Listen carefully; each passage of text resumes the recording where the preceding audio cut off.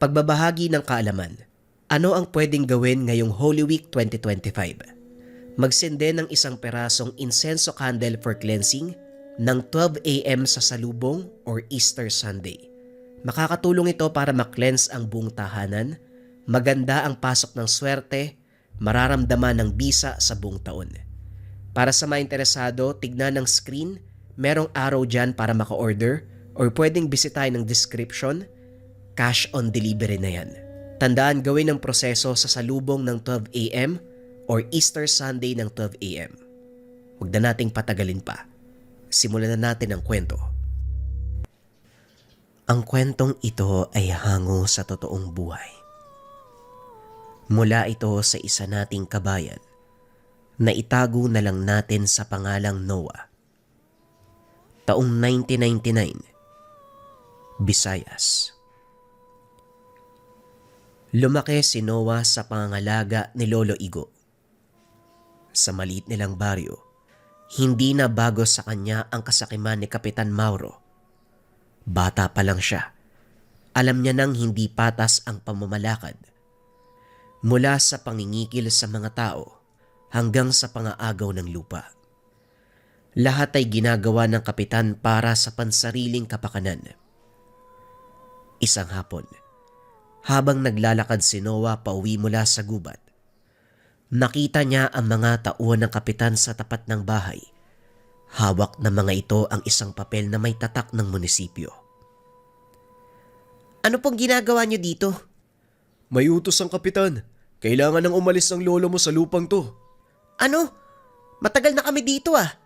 Wala kayong karapatan na palising kami, no? Mula sa loob ng bahay ay lumabas si Lolo Igo. Marahang lumakad palapit sa kanila. Bagamat mahina na matatag pa rin ang tindig. Sabihin mo sa kapitan nyo, hindi niya pagmamay-ari ang lupain. May kasulatan ako mula pa sa mga ninuno ko. Hindi natinag ang mga tauhan. Isa sa kanila ang lumapit kay Lolo Igo. Hinablot ang papel mula sa kanyang kamay. Ang sabi ng kapitan, wala nang bisa ang kahit anong kasulatan. Matapos ng kaganapan, umalis na ang mga tauhan. Hindi matanggap ni Noah ang sinapit nila. Kaso nga lang, wala din siyang magagawa. Isang araw habang pauwi si Noah mula sa gubat, natigilan siya nang makarinig ng malakas na sigaw mula sa kanilang tahanan. Dali-dali siyang tumakbo papunta sa lugar. Pagdating sa harapan ng kubo, tumambad ang nakakakilabot na tagpo. Si Lolo Igo, nakalohod sa lupa, duguan, habang nakatayo sa harapan niya si Kapitan Mauro at ang matabang alalay nito na si Ambo. Lolo! Wala siyang pakialam kung sino ang karap. Kagad nilapitan ng matanda at niyakap. Tinignan ng sugat sa noo at pisngi. Napakatigas ng ulo ng lolo mo, Noah. Ilang beses ko nang sinabi na umalis kayo rito. Pero nandito pa rin kayo. Ayaw niyo bang sumunod sa utos? Hindi sumagot si Noah. Sa halip ay tinignan ng kapitan. Puno ng galit ang mga mata. Kahit na, wala kang karapatan na saktan ng lolo ko. Bago pa makatayo ng maayos, sinipa siya ni Ambo sa tagiliran. Napalugmok siya sa lupa. Ramdam ang sakit na parang may sumisigaw sa loob ng kanyang katawan.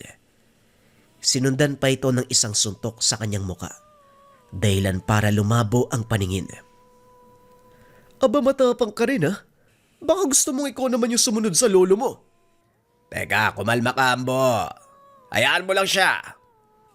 Hinawakan niya ang buhok ni Noah at pilit na itinayo. Sa kabila ng sakit, pilit niyang binuksan ang mata. Nakita niya ang lolo na pilit ding bumabangon.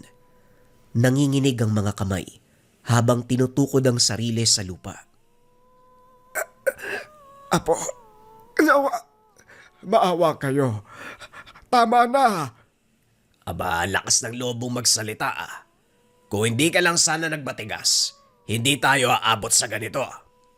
Muling itinulak ang matanda. Dahilan para bumagsak ito sa lupa. Tumama ang ulo sa bato. Tama na. Tama na, maawa kayo sa amin. Muli siyang sinikmuraan ni Ambo hanggang sa nawalan ng malay si Noah. Matapos ng pananakit ni Mauro at Ambo, tinigil nila ang ginagawa. Naiwan si Noah at ang kanyang lolo sa lupa. Parehong nangihina at halos hindi na makagalaw. Eto na ang huling babala para sa inyo. Sa susunod, tutuluyan namin kayo.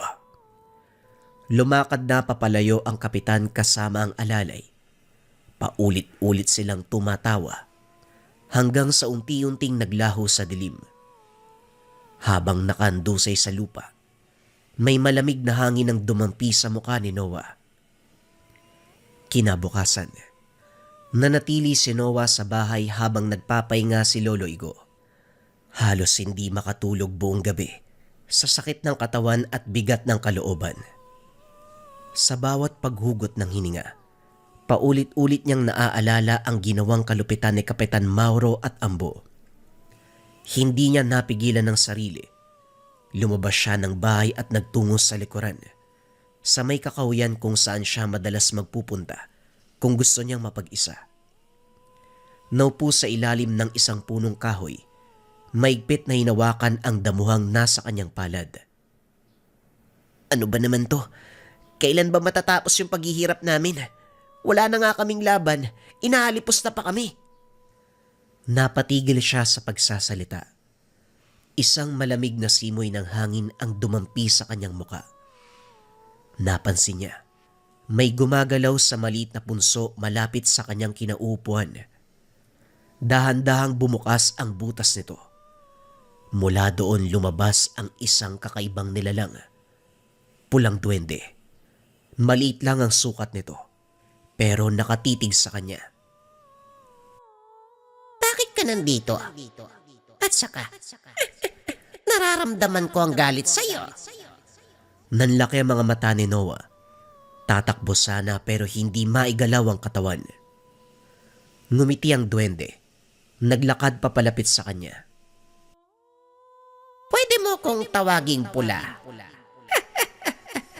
Napukaw mo ang aking atensyon dahil sa matinding galit. Anong nais mong mangyari? Sabihin mo sa akin. Napatahimik si Noah. Hindi siya sigurado kung panaginip ba ang lahat ng ito o totoong may duwende sa harapan. Sa pagkakataong iyon, wala siyang ibang inisip kung hindi hangaring makapagigante sa mga taong umape sa kanila. Gusto kong maging malakas. Ayoko natatakot na lang palagi. Gusto ko ipagtanggol yung lolo ko. Pero hindi nga lang yung lolo ko eh. Yung buong baryo. Kasi lahat kami inaapi dito eh. Sa totoo lang, wala akong pakialam sa rason mo. Basta merong galit at pag-iigante, akong bahala. Mula sa maliit na kamay ng elemento, lumabas ang pulang bato. Kumikislap kahit tirik pa ang araw. Gamitin mo ang bagay na to sa mga nais mong gawin. Lalabas ang tunay na lakas ng bato kapag handa ka na. Inabot ni Noah ang maliit na pulang bato. Nang lumapat ito sa kanyang palad, naramdaman ang mainit na enerhiya, dumadaloy papasok sa katawan. Kung sakaling merong kang katanungan o kailangan mo ng tulong, sambitin mo lang ang pangalang pula. Darating ako. Hindi na nakapagsalita si Noah. Ibinaling ang tingin sa bato na nasa kamay. Pag-angat niya ng tingin upang kausapin muli ang pulang duwende, wala na ito. Naglaho na parang bula. Napahawak siya sa dibdib. Ramdam pa niya ang kakaibang init sa katawan. Ano bang nangyayari? Totoo ba to? Magmula ng araw na yon ay hindi na mapakali si Noah. Paulit-ulit niyang iniisip kung totoo ba ang nangyari o isang panaginip lang. Ngunit sa tuwing hawak niya ang pulang bato, ramdam niya ang kakaibang sigla. Isang pakiramdam na hindi pa nararanasan noon pa man. Maliwanag pa ang araw nang muling dumating si Ambo sa baryo kasama ang 2 tauhan ni Kapitan Mauro. Nakita niya rin ang nakahandusay na matanda, si Manong Rene. Matandang namumuhay mag-isa matapos pumanaw ang pamilya. Nakasubsob sa alikabok, hawak ang tagiliran habang nanginginig sa sakit. Hindi mo ba narinig ang sinabi ng kapitan? Magbigay ka ng pera. Kapag hindi ka nakapagbigay, may parusa. Itinaas ni Ambo ang kahoy, handang ipagpatuloy ang pananakit sa matanda. Kaso nga lang bago pa ito bumagsak, isang kamay ang pumigil dito. Tama na. Wala nang laban yung matanda tapos ginaganyan nyo pa. Aba, ayos ka rin ah. Nandito na naman tong batang nagmamatapang. Hindi ka ba nadala sa nangyari kahapon? Nanlilisik ang mata ni Noah. Maigpit ang pagkakahawak sa pamalo ni Ambo. Hindi na ako papayag kung patuloy niyong aalipinin ang mga tao dito.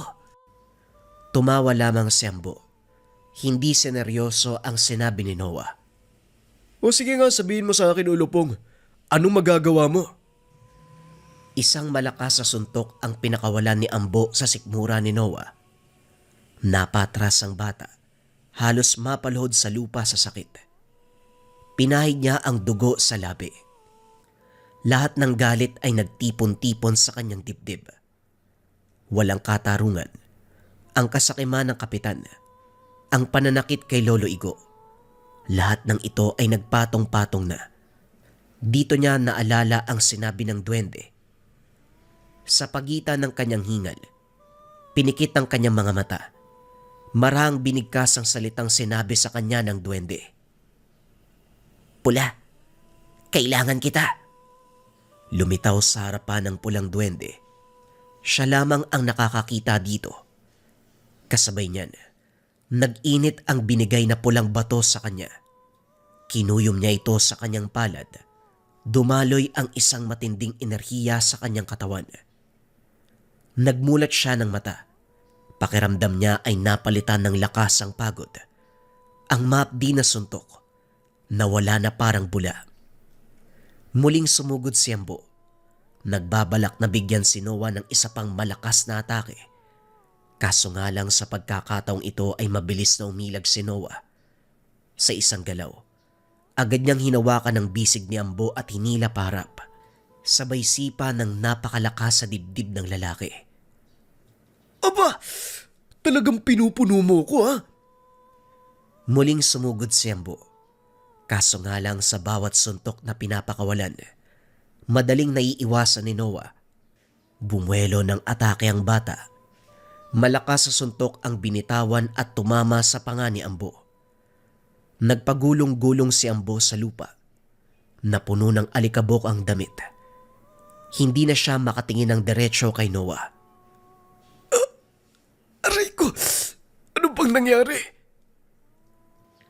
Sinubukan niyang bumangon. Lumitaw ang pulang duwende sa bandang tenga ni Noah. May binulong sa kanya. Tapusin mo na. Huwag mo na hayaang makabangon. Sige! Kusang gumalaw ang katawan ni Noah. Sa isang iglap ay lumapit siya kay Ambo. Maigpit na hinawakan ng kanyang balikat. Hindi alam ni Ambo kung bakit. Kaso nga lang bigla siyang nanghina. Hindi mo na kailangan bumalik dito.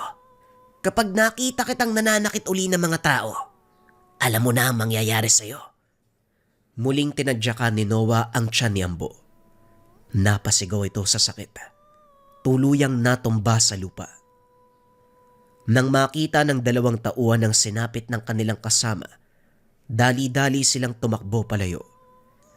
Magbabanta pa sana si Ambo pero hindi na tinuloy. Tumakbo siya papalayo sa lugar. Gasgas ang katawan, duguan ang labi. Naiwan si Noah mag-isa. Hinihingal pero hindi nararamdaman ang sakit. Ang pulang duwende ay unti-unting nawala sa kanyang paningin. pero patuloy niyang naririnig ang boses nito. Nagamit mo ang lakas. Sige lang, ipagpatuloy mo lang bata. Napatingin si Noah sa hawak na pulang bato. Patuloy na nagtataka kung totoo ba ang lahat ng naganap. Hindi niya alam kung anong mangyayari sa susunod. Pero sa unang pagkakataon, hindi na nakakaramdam ng takot. Matapos ang kaganapan, lalong nang dalaiti sa galit si Kapitan Mauro. Ang balitang natalo ng isang bata ang kanang kamay. Kumalat sa buong baryo ang balita. Isang bagay na hindi kailanman matatanggap ng kapitan. Ang maramdaman ng mga tao na merong magtatanggol sa kanya na may pag-asang lumaban. Hindi makakapayag ang kapitan na mawala ang takot sa kanyang nasasakupan. Kinabukasan kasabay ng matinding sikat ng araw, sumugod si Kapitan Mauro sa baryo kasama ang 4 na tauhan. Dumiretso sila sa bahay ni Aling Marta, isang buntis na babae, asawa ng mangingisda na hindi nakabayad ng pangingikil. Sinipa ng kapitan ng tahanan dahilan upang mapasigaw si Aling Marta na noon ay nakahiga sa papag. Kapitan, ano pong kailangan niyo? Lumapit sa Kapitan Mauro habang may hawak na latigo. Pumasok ang lahat ng tauhan sa loob ng bahay. Sabihin mo sa akin, nasa nakasawa mo? Ay wala po, nasa laot, naghahanap ng huli. Malakas sa sampalang tumama sa mukha ni Aling Marta, dahilan para bumagsak siya sa sahig. Napahawak siya sa tiyan, nanginginig sa takot. Ilang beses ko bang sasabihin sa inyo, wala akong pakialam kung paano kayo nabubuhay. Ang gusto ko lang, yung pera, ibigay niyo sa akin. Nangingilid ang luha ni Aling Marta. Pilit na pinapaliwanag na wala silang pera, na wala pang nauhuling isda ang asawa. Kaso nga lang hindi to pinakinggan ng kapitan. Hinila niya sa buhok si Aling Marta, dahilan para mapasigaw ito sa sakit. Bawa po kayo, nagtatalang tao po ako. Tumawa ng malakas si Kapitan Mauro. Sa pakiramdam niya, masarap pahirapan ang isang taong walang laban. Eh di mas lalo kitang pahihirapan para hindi na mabuhay ang anak mo. Muling pinalo ng kapitan ng latigo si Aling Maura. Paulit-ulit na sumisigaw si Aling Marta, nanghingi ng tulong sa mga tao. Kaso nga lang walang naglakas ng loob na sumaklolo. Lahat ng kapitbahay ay tahimik na nakasilip sa mga bintana, natatakot na madamay sa kaganapan. Matapos ang ilang minutong pananakit, itinulak ni Mauro si Aling Marta pabagsak sa sahig. Kapag hindi pa kayo nagbayad sa susunod, mas malala ang aabutin nyo. Walang nagawa si Aling Marta kung hindi umiyak habang pinapanood ang pag-alis ng mga tauhan ni Mauro. Pagsapit ng dilim, dumating si Noah sa baryo matapos manggaling sa agubatan. Bitbit niya ang ilang panggatong at isang supot ng prutas para kay Lolo Igo. Ngunit pagbalik niya ng tahanan, natigilan siya dahil bukas ang pintuan. Binilisan niya ang pagakbang. Lolo? Lolo? Walang sumasagot. Wala sa papag si Lolo Igo. Wala rin sa likod ng bahay. Nasaan ba to si Lolo? Lolo, nasaan ka ba? Ramdam niya ang kilabot sa buong lugar. Paglabas niya ng tahanan, isang kapitbayang lumapit sa kanya. Halos hindi makatingin ng diretsyo.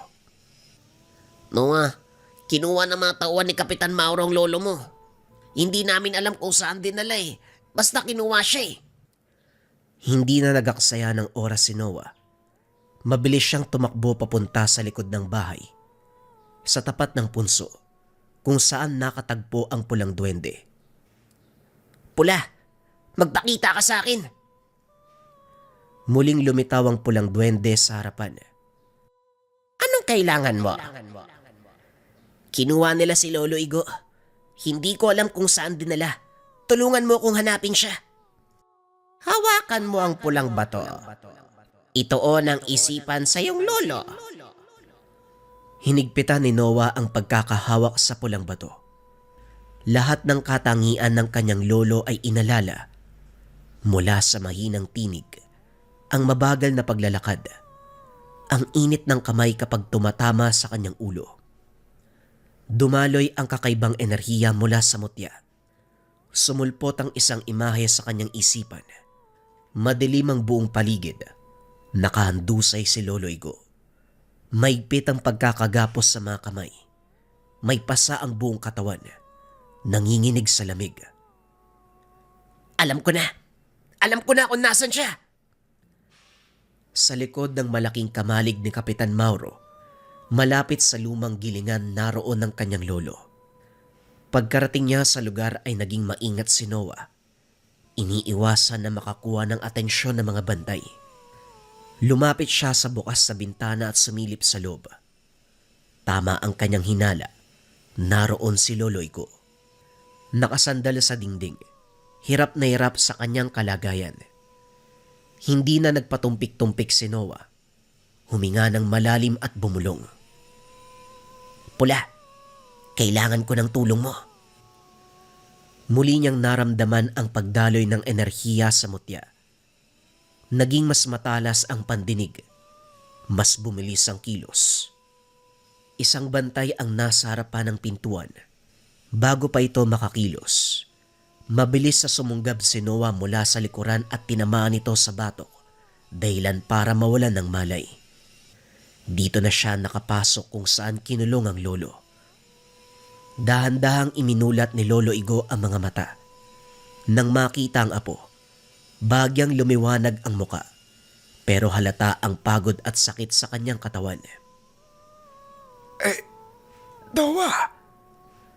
Tinanggal ang lubid sa mga kamay. Inalalayan upang makatayo. Lolo, lakasan niyo po yung loob niyo ha. Kailangan nating umalis dito. Bagamat nangihina, pilit niyang inipon ang natitirang lakas upang sumunod sa lolo. Maingat silang lumabas ng kamalig. Kaso nga lang bago pa sila makalayo, isang bantay ang nakakita sa kanila. Napatingin si Noah, kaso nga lang wala siyang oras upang makipaglaban. Mas mahalaga ang kaligtasan ng lolo. Hindi mo siya kailangang akayin. Buhatin mo. Hindi ka rin nag-iisip. Hindi nagtagal narating nila ang tahanan.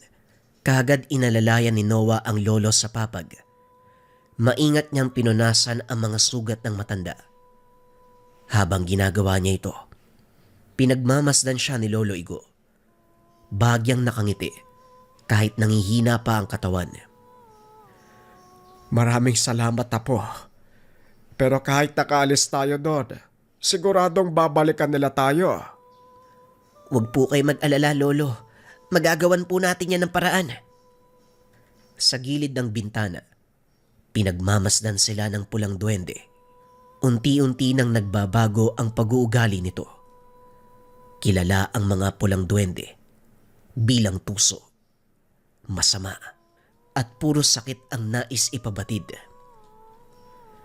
Makalipas ang ilang araw, kumalat sa buong baryo ang ginawa ni Kapitan Mauro at Ambo.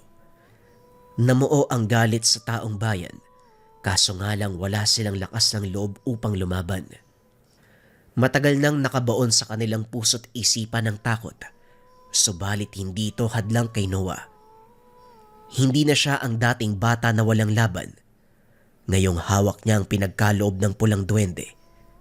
Gagamitin niya ang katangian nito para tumulong sa iba. Sa gitna ng baryo muling nagpakita si Mauro at Ambo kasama ang maraming tauhan. Nakatayo sa harapan ng mga tao. Buong-buo ang kumpiyansa na sila ang pinakamakapangyarihan sa buong lugar. Walang sino man ang pwedeng tumaliwas. Kung may nagbabalak, lumapit kayo. Tignan natin kung hanggang saan ang tapang nyo. Naglakad si Noah papalapit sa kanila habang nakakuyom ang pulang mutya sa kanyang kamao. Natahimik ang lahat. Natatakot sa ginagawa ni Noah dahil lahat sila ay madadamay. Ikaw na naman. Aba, hindi porket nakatsamba ka noon, magagawa mo uli. Marahang lumapit si Ambo at Mauro sa kanya. Pula, alam mo na ang gagawin. Mula sa paningin ni Noah, bumagal ang pagkilos ng mga kalaban. Alam na alam niya kung paanong kukontrahin ang mga ito. Iniwasan niya si Ambo bago pa tamaan ng kahoy sa muka. Sinipa niya ang tuhod ni Ambo, dahilan para bumagsak ito sa lupa. Kinuha niya ang hawak na pamalo.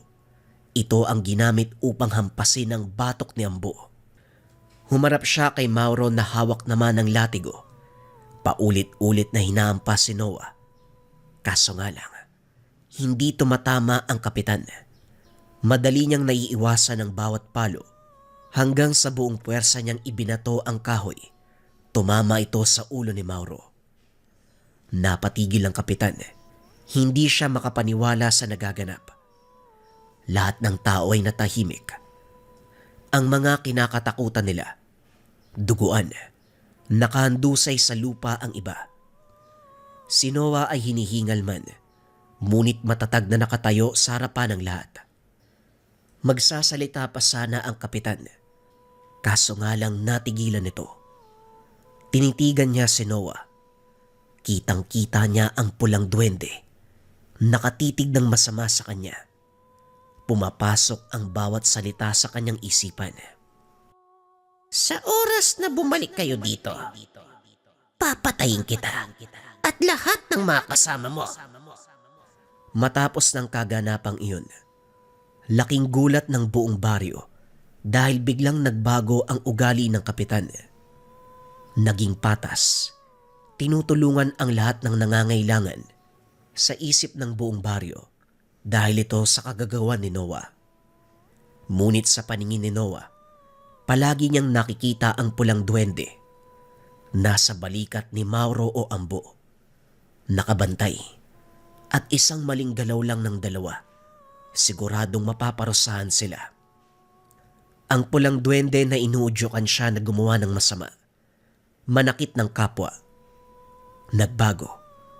Ito ang naging katuwang niya upang protektahan ang buong baryo. Tunay ngang ang isang mabuting puso ay kayang baguhin kahit ang pinakamasamang elemento, ang pinakamasamang nilalang, o kahit ang pinakamapanakit na kulay ng duwende, ang kulay pula. Mga kabayan, bagong kwento pa rin yung kasunod. Ito ay kwento sa Balaw kontra Barang. Ulitin ko ha. Bagong kwento pa rin yan. Mamaya, merong mahina makaintindi. Anyways, simulan na natin ang kwento. Ang kwentong ito ay hango sa totoong buhay. Mula ito sa isa nating kabayan na itago na lang natin sa pangalang Macario. Taong 1980, probinsya ng Bunawan, Agusan del Sur. Sa murang edad na mulat si Macario sa kahirapan ng buhay. Pinagkaitan sa maraming bagay, hindi lang sa usaping pamilya, kundi maging sa pagkakaroon ng karapatan sa edukasyon na siyang inaasam ng kabataang tulad niya.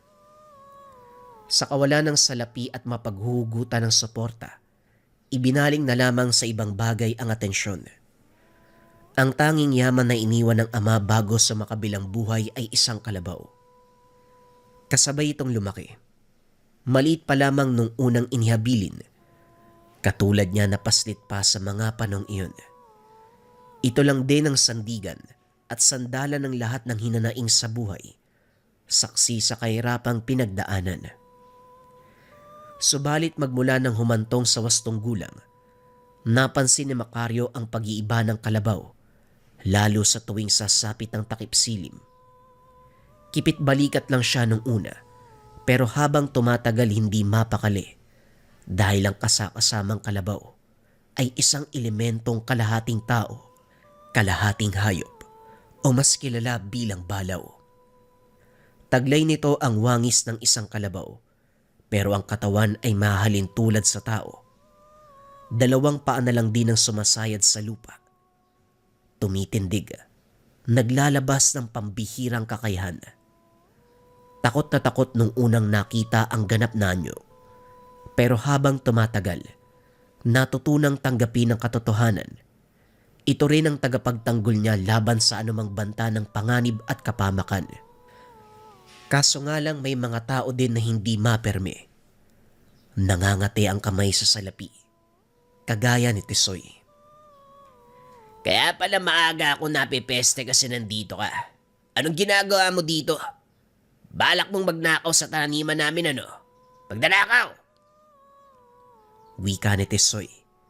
Kagad itong sumugod ng suntok. Hindi gumante si Macario. Hinayaan ng kalabaw na habulin si Tisoy. Napatakbo naman ito. Sumigaw ng saklolo. Tumigil din ang kalabaw ng pagsabihan. Mula pagkabata hanggang tumanda, umaasa ka pa rin sa kalabaw. Wala ka bang sariling kamay? Bakit hindi ko yung gumanti? Wika ni Tisoy.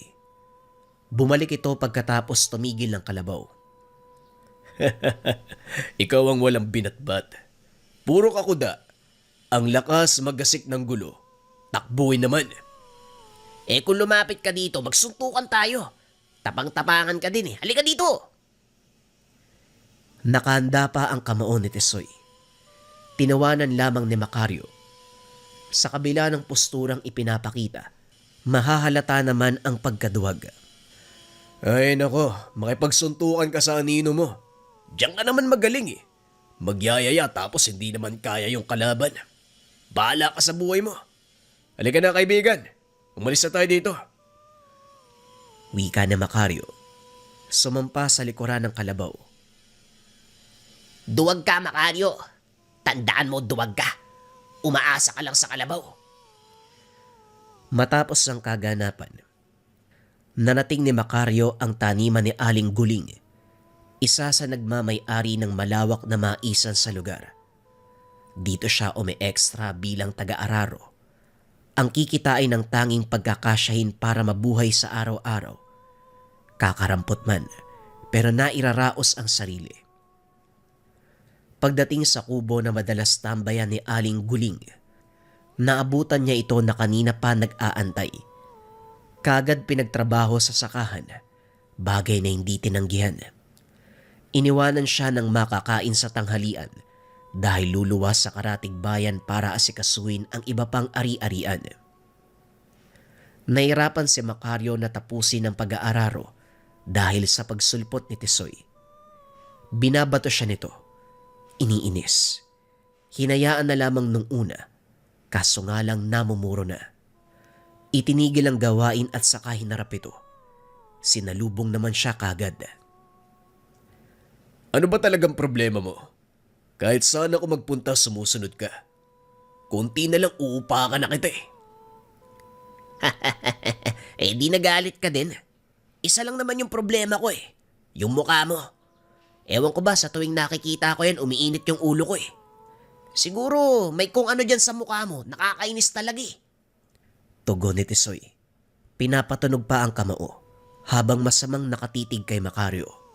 Ay nako, sa dinami-dami ng pwede kong makasalamuha ikaw pa. Mahina. Mababaw kung magsalita walang laman. Kung sumuntok, parang papel na dumadampi. Lampa. Hindi nakasagot si Tisoy. Basta na lamang itong nanuntok gawa ng labis na galit. Paulit-ulit ang ginawa. Umiilag lamang si Macario. Tumigil ng madapa sa sariling galaw. Kagad bumangon, pero tumigil sa pag-atake. Oh, hanggang doon lang ba yung kaya mo? Nadadapa ka sa sarili mo. Lampa talaga. Tapang-tapangan. Umuwi ka na nga. Nag-aya pa, wala namang ibubuga. Pag binatukan kita, mamaya umiyak ka eh. Mayabang ka. Sige, kung hindi kita kayang tapatan, tignan natin kung kaya mo yung chewing ko. Sa tangkad doon, siguradong mahihirapan ka. Lalo na kapag ginamitan ka niya ng kakayahan. Pangitay ka lang dyan, isusubok kita. Dumura pa ito at saka lumakad palayo. Hinatid lamang siya ng tanaw ni Macario. Hindi man lang nakaramdam ng takot. Sanay na sa mga banta na naririnig mula pagkabata. Ibinalik niya ang pansin sa naudlot na gawain. Pagkatapos ay nagtungo ng kubo upang makapagtanghalian. Sa kalagitnaan ng pagkain, dumating ang isang matangkad na lalaki. May tabakong hinihit-hit. Binuga sa kanyang mukha ang usok. Kumporma ng pag-uusapan. Desente. Nakamaong. Sapatos. Puting kamiseta na merong pang ibabaw na jacket. Pero kung presensya ang pagbabasiyan, malayong malayo na matatawag na matino. Sino ka naman? Ang tanda mo na pero bastos ka. Kita mong kumakain yung tao eh. Mahinang tumawa ang lalaki. Walang pagdadalawang isip na hinagis sa kanin ang upos ng hawak na tabako. Sa ikalawang pagkakataon, binugahan ng usok sa mukha si Macario. Pinigil na lamang ang hininga upang hindi malanghap. Tawagin mo ko sa pangalang Agapito. Nakarating sa akin ang usap-usapan na inaapi mo nag-iisa kong pamangkin. Bagay na pinakaayaw ko sa lahat eh. Alam mo ba kung ano ang kabayaran sa tuwing magagalaw ang pamangkin ko? Matindi ko maningil. Nasa 8 gulang ka na, kaya siguro alam mo kung anong ibig sabihin. Kung ganon, tsuin ka ni Tisoy. Yung tapang-tapangan na duwag. Pero pasensya na ho kayo ah. Wala kang sisingilin sa akin kasi wala naman akong gulong sinimulan. Kung may dapat mang managot yung pamangkin mo, ano ba naman siya? Magsusumbong na nga lang mali-mali pa. Ako yung nananahimik. Paulit-ulit niya akong pinupuntahan para hamunin ng away. Ang tabil ng dila mong bata ka. Parang sigurado ka sa mga sinasabi mo. Ngayon pa lang gusto na kitang subukan para mangisay ka sa kinaupuan mo. Malaki lang ang pisikal mong katawan pero kayang-kaya kitang tupiin. Matapos magsalita ni Agapito, naglabas siya ng insekto. Pinaglalaroan pa sa kamay. Kaya naman pala nagmamatapang ka. May kaalaman ka sa barang. Kung yan ang iniisip mo, nagkakamali ka. Walang laban sa akin ng ganyang pamamaraan. Kung ako sa'yo, umuwi ka na. Niligpit na ni Macario ang pinagkainan. Sa kabilang banda, napahugot ng hininga si Agapito. Nagtataka habang nakatitig sa binata. Ito pa lamang ang unang pagkakataon na may taong nakasalamuha na alam ang kanyang kakayahan. Aba, nakakabigla. May alam ka pala sa ganitong usapin. Sino ka ba? Dahil nagpakilala ka, magpapakilala din ako. Macario ang pangalan ko. At saka hindi lang pambabarang o kulam ang aking nalalaman. Kahit ang mga aswang, nilalang elemento, engkanto, alam ko kung paano ko kontrahin. Kaya mag-isip ka na maigi kung sinong babanggain mo. Nagulat si Agapito sa mga sinabi nito. Hindi bago sa binata ang ganitong tagpo. Marami na siyang nakasalamuhang taon nakalahi ng kasamaan. Mga mambabarang, mangkukulam, manggagaway at kahit mga aswang. Sa katunayan, iilan na rin ang nakalaban niya. Sa tulong ng kanyang gabay, nakikilala ni Macario ang tunay na pagkatao ng bawat nakakausap. Kung babalikan natin ang mga yumao mong magulang, ordinaryong tao lang sila. Pero bakit marami kang nalalaman sa ganitong usapin? Siguro may gabay ka. Mutya o anting-anting. Kung makapagtanong ka, bakit parang nakakaramdam na ako ng pangamba? Matapang ka kanina. Natatakot ka na ba? Kalmahan mo lang. Masyado kang halata, tanda. Magkadugo nga kayo ni Tisoy. Mga taong bida-bida kung magbitaw ng salita. Pero duwag naman. Umuwi ka na. Wala akong panahon ngayon dahil hindi ko pa tapos sa pag-aararo. Doon ka sa inyo. Magsama kayo ng pamangkin mo, pareho kayong duwag. Matapos ng kaganapan, palagi nang nakamanman si Agapito sa kanya. Saan man magpunta, napapansin ang presensya ni Agapito. Hindi man ito nagpapakita sa kanya, pero nararamdaman niya ang lakas. Nasanay na si Macario dahil ganito din ang gawain ni Tisoy. Buntot ng buntot. Kaso nga lang sa pagkakataong ito, hindi na normal na tao ang nakamasid sa kanya. Isang gabi habang papawi sa barong-barong, inabangan siya nito sa daanan. Kagad pinahinto ni Macario ang kalabaw. Hindi nag-abalang bumaba. Kinausap habang nakasampa sa likod ng alaga. Mabuti naman hindi multo yung humarang. Matatakot sana ako eh. Ibang klase ka rin ano. Araw o gabi hindi mo ko tinitigilan. Ano bang kailangan mo, Agapito? Alam kong araw-araw ka nakamasid sa akin. Malayo ka man, nararamdaman ko ang presensya mo, tanda. Talagang nabibighani lang ako sa katangian mo. Kaya inoobserbahan kita eh. Sino ka ba talaga? Anong klaseng tangan ang meron ka? Sabihin mo sa akin, baka pwede tayong maging magkaibigan at magtulungan. Ay nako, talagang may pinagmanahan si Tisoy. Wala ka bang ibang may tatanong? Yan lang. Ilang beses ka na. Tumabi ka nga. Gusto ko nang umuwi, nagugutom na ako eh. Tumabi si Gapito. Nilampasan niya ito pero matapos ang ilang hakbang, nagulat na lamang na maging aktibo ang tangan. Kasunod nito ay ang pagsalubong ng aswang. Huli na nang mapansin kaya tumilapon matapos mabangga. Dumiretso pa sa ilalim ng puno ng kawayan. Sa kabilang banda, kumilos na ang kalabaw. Nagpalit ng anyo ang alaga. Nagpakita na ang balaw. Nanlilisik ang mga mata. Hinabol ang aswang. Naabutan niya ito pero daplis lang ang tumama na atake. Tama na kaibigan. Sigurado ko napuruan mo yun. Ikaw pa, napakalakas ng atake mo. Halika na nga, tulungan mo ko dito, sakit ng ulo ko. Tumama pa ako sa kawayan.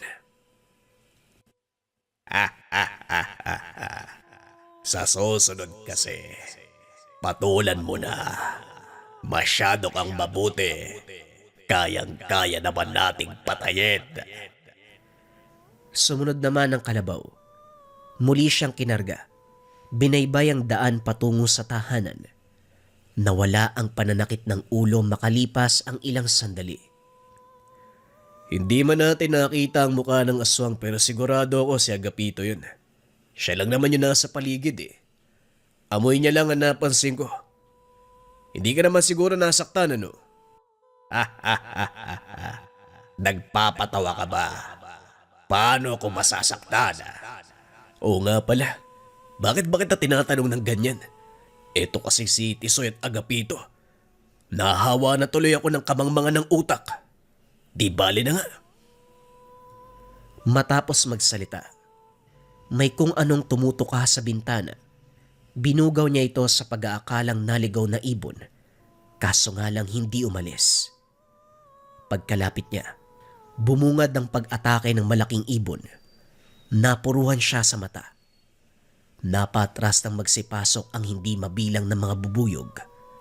Tumalon palabas ng bintana si Macario upang puntahan ng alagang kalabaw. Kaso nga lang, nakawala ito sa tali at kumaripas ng takbo. Teka kaibigan, saan ka pupunta? Bumalik ka dito! Hinabol ni Macario ang kalabaw. Hindi siya makampante dahil nangyari ito noon. Nagwala ang alaga. Sa masukal na bahagi ng kagubatan nakarating, hindi pa natunton ang kinalalagyan ng kalabaw pero naririnig ang paghangos nito.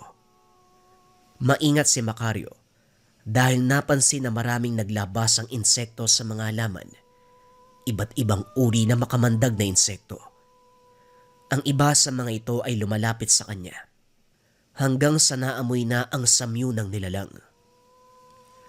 Agapito, alam kong ikaw yan. Wala akong ibang kilala na mapanghas kung hindi ikaw lang. Lumabas ka sa lungga mo. May pinagmanahan talaga ang pamangkin mo eh. Nananalaytay sa dugo niyo ang pagkaduwag. Gumagamit ka pa ng mga insekto. Magmano-mano tayo. Mula sa kung saan tumilapon ang kalabaw, ganap na ang anyo nito. Natumba pa ang punong tinamaan. Kasunod ay ang pagpapakita ni Agapito. Sumasambit ng orasyon habang nilalaro sa kanyang kamay ang lagayan na merong iba't ibang uri ng insekto. Huminto at ngumiti ng mapatingin sa kanya. Duwag! Diyan ka nagkakamali.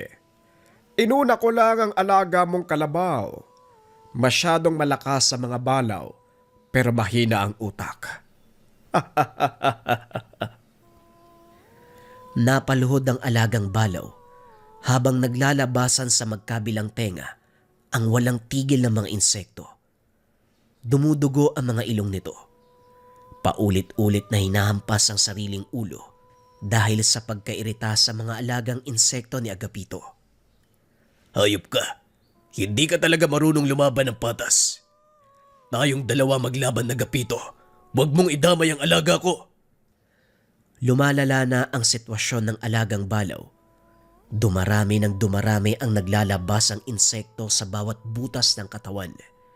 Walang tigil na rin ang paglabas ng dugo. Kahit anong tawag ang gawin, hindi siya naririnig. Mula sa pagkakaluhod ay humandusay na ito. Nanlaki ang mga mata ni Macario.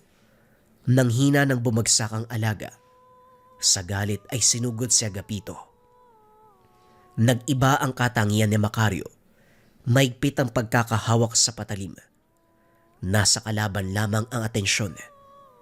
Dinama ang espiritu ng alagang balaw na siyang gumagabay sa kanya. Bawat galaw ni Agapito, nahuhulaan niya bago pagawin. Sa walang tigil na pagsugod, nataranta si Agapito habang nagsusumikap na ilagan ang mga atake. Nabitawan ang lalagyan ng mga insekto at natigil ang pag-oorasyon. Ano? Iiwas ka na lang ba? Lumaban ka. Nasaan ang tapang mo? Kumalma ka, Macario. Tignan mo ang alaga mong balaw. Wala ka bang balak kumustahin? Parang wala na siyang buhay. Nakahandusay na sa lupa. Pilit siyang nililinlang ni Agapito. Nilingon ni Macario ang kalabaw. Nakatihaya ito at hindi na gumagalaw. Ilang beses tinawag pero hindi sumasagot. Lalapit na sana siya para daluhan. Kaso nga lang, napansin niya ang mabagal na paggalaw ng buntot. Nakuha niya ang ibig nitong sabihin. Kaya naman binalik niya ang pansin kay Agapito. Wala na akong pakialam sa alaga ko. Ituloy natin ang laban. Hindi umatras si Agapito. Wala na ang lagayan ng mga insekto, kaya napilitang magpalit ng anyo bilang aswang. Lumaki ang hubog. Humaba ang mga kuko. Nanlilisik ang mga mata. Tumulis ang mga pangil habang naglalaway. Napatras si Macario. Hindi inasahan ng ganitong wangis ng kalaban. Kaya pala nagyayabang. May ibubuga pala. Di bale, tignan natin kung sapat ang lakas mo para tapatan ang alaga ko. Mula sa pagkakahandusay, dahan-dahang tumayo ang balaw. Mas lalong nanlisik ang mga mata nang makita ang kalaban. Sa puntong ito, hindi nalalayo ang itsura ng dalawa. Nagsimula na ang salpukan. Tumabi si Macario. Naganap ng pwesto sa gilid upang mabigyan ng malaking espasyo ang sagupaan ng dalawa. Bawat atake ng mga ito, nasasalo ng bawat isa. Kalkulado ang lakas, hindi nagpapatinag. Parehong nagsasabayan ang mga galaw. Kung susuntok ang isa, gagante din ng suntok ang isa pa. Humantong sa punto, kahit sa ere ay nagpapalitan ng lakas. Sa kabilang banda, hindi matukoy ni Macario kung sino sa dalawa ang napupuruhan. Patas ang atake. Hindi nakikitaan ng kalamangan. Siya naman ay hindi maiwasang magdasal. Malaki ang tiwala sa alaga, subalit nangangamba dahil malakas din ang kalaban. Ilang sandali pa, sabay na bumagsak ang dalawa. Pumagitna ang mahabang katahimikan. Walang nakagalaw sa dalawang halimaw. Parehong bagsak at habol ang hininga. Kaibigan, Hindi to ang panahon para panghinaan ka. Tumayo ka. Tapusin mo ang halimaw na yan. Ilang sandali ang lumipas. Sabay gumalaw ang mga ito. Nagpatuloy ang sagupan. Sige kaibigan, ipakita mo ang lakas mo. Dangal ng mga balaw ang nakasalalay, kaya hindi ako pwedeng pumagitna. Tapusin mo siya! Wika na Macario. Hindi mapalagay sa kinakatayuan. Sa pagpapatuloy ng laban ay unti-unting nangihina ang aswang. Hindi na maigalaw ang kanang braso matapos mapuruhan sa balikat. Ito na rin ang hinawakan ng elemento, binalian. Napasigaw ang nilalang habang nakasubsob ang kabilang pisngi sa lupa. Hindi makagalaw dahil inapakan sa ulo. Kumusta, Agapito? Sana sinama mo yung pamangkin mo dito para pareho kayo natapos. Inis na ako sa inyong dalawa eh. Biglang nagbago ng anyo si Agapito. Bumalik sa pagiging tao. Humahagulgol at nagmamakaawa. Patawarin mo ko. Macario, pag ako hindi na ako ulit. Kung gusto mo pagsisilbihan kita, ituturing na amo, pagbigyan mo lang ako sa pagkakataong ito. Ayoko pa mamatay. Nakikiusap ako sa'yo. Tumingin ng balaw kay Macario. Nagaantay sa kanyang pasya. Nakasalalay sa sasabihin ng gagawin nito. Hindi kikilos nang hindi naayon sa desisyon niya. Pati si Tisoy, pagsasabihan ko na huwag kang guluhin. Pwede mo kaming utusan kahit ano gusto mo susundin namin. Huwag mo lang ako patayin, Macario. Maawa ka. Sa hindi malamang dahilan, nakaramdam ng awa si Macario nang makita ang kalagayan nito. Bali ang balikat. Umiiyak. Nagsusumamo. Nagdadalawang isip kung ano ang susundin. May parte sa kanya na nagsasabing kawaan. Meron ding parte na bumubulong na tapusin na lamang dahil sa pagkalimaw nito. Napabuntong hininga si Macario. Ay nako na, sige. Subukan mo lang manggulo uli. Kayo ng pamangkin mo. Hindi na kita kakawaan sa susunod. Siguro naman magtatanda ka na sa nangyari ngayon. Sa susunod na hamunin mo ko, pasensyahan tayo. Dali-daling lumod si Agapito. Paulit-ulit na yumuko bilang pasasalamat. Pagkatapos ay hinatid na lamang ng tanaw habang paika-ikang humahakbang bitbit ang baling braso. Sa kabilang banda, iniwanan ng alagang kalabaw si Macario. Nararamdaman niya ang pagtatampo ng alaga. Naiintindihan ng himutok nito. Kinausap ng makarating sa tahanan. Alam ko na gusto mo siyang patayin, kaibigan. Hindi lang tao may karapatan mabigyan ay kalawang pagkakataon, no? Tao man, o hayop, o kahit anong nilalang, dapat nating pagbigyan. Pare-pareho tayong namumuhay sa mundong ito. Iba lang yung Ay nako, talagang tumalikod po. Oh. Hindi nagawang tapusin ang salita ng talikuran ng kalabaw. Hindi na ito naitali dahil mabilis ang paghakbang. Sinundan pero mas lalong lumalayo. Hinayaan na lang muna. Inantay ang pagbabalik. Kabisado niya ang ugali ng alaga. Umuuwi kapag natapos ng magtampo. Naghintay siya na nagintay. Ilang oras na ang dumaan. Wala pa ring nagpakitang kalabaw. Hindi na mapakali si Macario kaya nagpa siyang sundan. Nag-iwan ng baka sa daanan ng alaga. Nagsisilbing gabay upang matunton ng kinaroroonan. Sa hindi inaasahang pagkakataon, nakarating siya sa tahanan ni Agapito. Nakita pa niya si Tisoy sa may bintana. Mula sa kinalalagyan tanaw niya ang alagang elemento. Ganap na ang anyo nito. Nakapatong pa sa malaking puno sa tabi ng tahanan. Katulad ni Macario, pinanood din nito ang ginagawa ng magtiyo. Dahil tahimik ang paligid, narinig kahit papano ang pinag-uusapan. Sabi ko naman sa'yo, Tio Agapito eh. Yung Macario na yun hindi basta-basta. Sa tingin ko may anting-anting yun eh.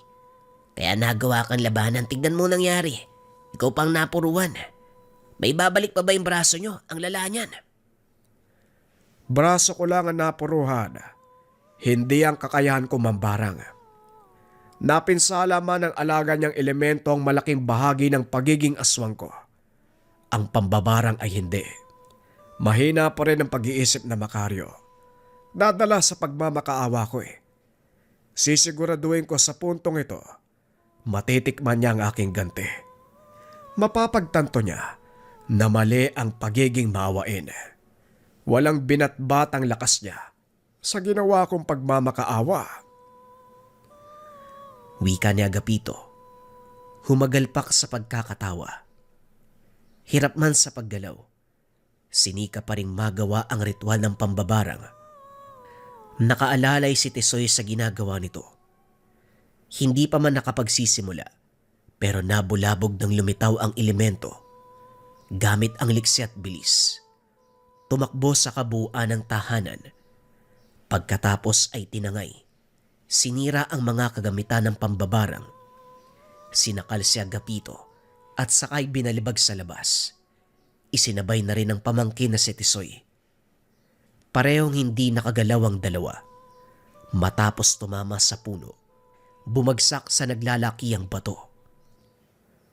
Masyado ka nagpakampante. At aminin ko ako din. Nagpadala ako sa awa mo. Malas mo lang hindi pumayag ang alaga ko. Sinabihan mo siyang mahina ang utak pero hindi siya naniwala sa'yo. Siya pa mismo nagpunta dito para alamin ang susunod mong hakbang. Balak mo akong patayin ha? Tignan natin kung magagawa mo pa yan. Sumenya si Macario sa balaw. Nagpalit na ito ng anyo. Sinubukan pang lumaban ni Agapito, kaso nga lang wala nang nagawa. Sinakalang matanda hanggang sa nalagutan ng hininga. Mangiyak-ngiyak si Tisoy habang nakatingin sa walang buhay na tiyuhin. Dali-daling nagmakaawa, kaso natigilan ng sapakin ng balaw. Ikaw naman nagmamadali masyado. Hindi na ako magpapadala sa pagmamakaawa. Kakausapin ko lang sana kaso tinuluyan mo na eh. Kaibigan, wala sa isip ko na patakasin ang kahit sino nakakalaban. Pero sana naman. Hindi na ituloy ang sasabihin. Tumalikod na naman ang balaw. Bumalik na ito sa pagiging kalabaw. Sinundan niya ang alaga at muling kinausap upang hindi na magtampo. Ilang araw ang lumipas bago sila nagkaayos ang balaw. Nakakatakot man kung titignan. Malakas man ang pangangatawan. Pero malambot ang puso ng balaw kapag ang ginagabayan ang pinag-uusapan. Mapait man ang sinapit nila, nabunutan ng tinik sa lalamunan. Wala nang Tisoy na araw-araw ng gugulo, nang bubulabog at naghahamon. Ito lang naman ang bukod tanging sumusubok sa kanyang pasensya. Kung hindi lang dumating sa lugar ng tiyuhin, mananatili sana ang alitan sa pagitan nilang dalawa. Ngunit ang katangian ni Agapito ang nag-ugat ng matinding kamatayan. Sa paglipas ng panahon, naging payapa na ang buhay ni Macario kasama ang alaga. Yun na ang huling laban dahil sa kabutiang palad. Wala nang naligaw sa kanilang landas na may masamang intensyon. Naging maingat na rin upang maitago ang totoong katangian ng kalabaw. Isa itong napakalakas na elemento na kung tawagin ay Haring Palaw. Pagbabahagi ng kaalaman, ano ang pwedeng gawin ngayong Holy Week 2025? Magsende ng isang perasong insenso candle for cleansing ng 12 a.m. sa salubong or Easter Sunday. Makakatulong ito para ma-cleanse ang buong tahanan, maganda ang pasok ng swerte, mararamdaman ng bisa sa buong taon. Para sa mga interesado, tignan ng screen, merong arrow dyan para maka-order or pwedeng bisitahin ng description, cash on delivery na yan. Tandaan gawin ang proseso sa salubong ng 12 a.m. or Easter Sunday ng 12 a.m.